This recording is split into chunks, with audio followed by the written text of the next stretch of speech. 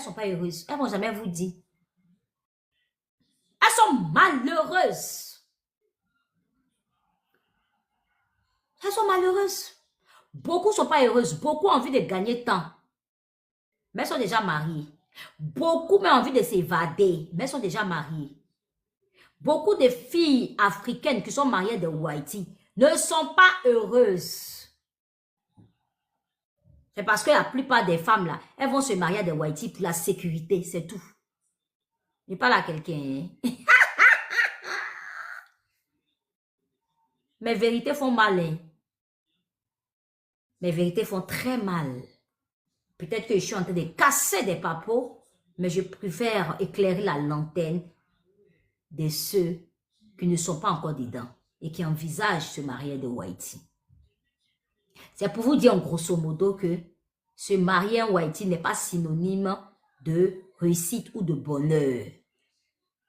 Se marier avec un blanc n'est pas synonyme de bonheur ou de réussite. Il faut avoir le cardio pour marier blanc.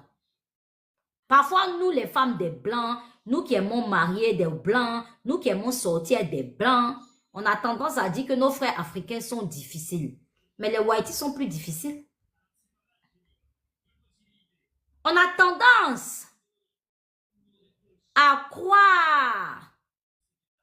C'est un chapeau. Il a payé sa billet en 500. C'est un chapeau. C'est un chapeau. C'est pas perruque. Nous, les femmes africaines qui sortons les Whiteys ou qui envisageons sortir des Whiteys, on croit que le mariage des Blackies, c'est trop compliqué. Non, hein? Souvent, le mariage des Blancs, mais c'est mal compliqué. Mal compliqué. Le Blanc, là, quand il s'énerve, là, il peut tout casser dans sa maison.